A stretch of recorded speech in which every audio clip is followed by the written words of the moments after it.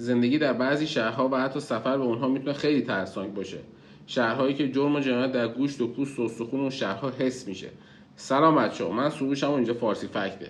امروز اومدم 10 تا از خطرناکترین شهرهای جهان رو بهت معرفی کنم. پس خیلی سریع بریم سراغ اصل مطلب. خطرناکترین شهرهای جهان. شماره 10 کیپ تاون، افریقای جنوبی. این شهر که در ساحل خلیج تیپل قرار داره، دومین شهر بزرگ افریقای جنوبی و تقریبا 130 باند مختلف در این شهر وجود دارند که بیش از 100,000 نفر با این باندها درگیرند. کلی جنایت مرتبط با مواد مخدر، خشونت، قتل در این شهرها اتفاق میفته. این شهر میانگین 64 قتل در هر 100,000 نفر رو داره. شماره 9 فیرا دی سانتانا، برزیل. فیرا دی سانتانا جمعیت 620,000 نفری داره و دومین شهر پرجمعیت در ایالت باهیا برزیل. شهر فیرا دی سانتانا با نرخ قتل حدود 67 قتل در هر 100,000 نفر دارای بالاترین میزان قتل در برزیله. شماره 8 اوروپان، مکزیک. این شهر که در نوک غربی ارتفاعات پوریبجا قرار داره، دومین شهر پرجمعیت در ایالت میچواکان، مکزیکه. این شهر با نرخ حدود 72 قتل در هر 100,000 نفر مرگبارترین مکان در این ایالت و هشتمین شهر خطرناک دنیا در نظر گرفته میشه که شاهد درگیری منظم بین کارتل‌های مختلف مواد مخدر برای به دست گرفتن قدرت در این شهر هستیم.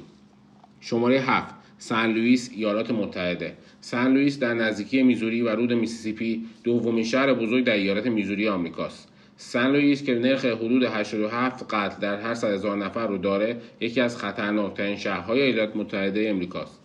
بالاترین میزان قتل و بالاترین مصرف مواد مخدر رو در کل این کشور داره. به گفته رئیس پلیس این شهر، حدود نیمی از حملات و 67% از کل قتل‌ها عمدتاً در یک منطقه مثلثی شکل در بخش شمالی شهر رخ میده. شماره 6 انسنادا، مکزیک. انسنادا سومین شهر بزرگ در ایالت باخا کالیفرنیا در کشور مکزیک. در حال حاضر انسنادا ششمین شهر خطرناک جهان با نرخ قتل حدود 90 قتل در هر 100,000 نفر هستش. گزارش شده که افزایش خشونت در شهر نیز به دلیل نبردهای کارتل‌های رقیب که در حوزه قاچاق انسان و تجارت مواد مخدر فعالیت دارند هستش. خب بریم سراغ ایروپواتو، مکزیک. این شهر که مرکز ایالت گواناخواتو، پنجمین شهر خطرناک جهان و حدود 95 قتل در هر 100,000 نفر در این شهر گزارش میشه که افزایش خشونت در شهر به دلیل جنگ‌های مکرر بین کارتل‌هاست. چندین ویدیو منتشر شده تیراندازی دست جمعی در بارهای این شهر توسط مردان مسلح نشون میده. مقامات پلیس محلی نتونستن این خشونت‌ها رو مهار کنن و این موضوع رو به دولت فدرال واگذار کردن. اما تا به امروز دولت فدرال هم نتونسته از افزایش خشونت در این شهر جلوگیری کنه. سیوداد اوبرگن، مکزیک. چهارمین شهر خطرناک جهان با نرخ قتل حدود 101 قتل به ازای هر 100,000 نفر. گزارش شده که این شهر 500,000 نفری به عنوان یک منطقه حیاتی در تجارت بین‌المللی مواد مخدر و انسان نقش داره.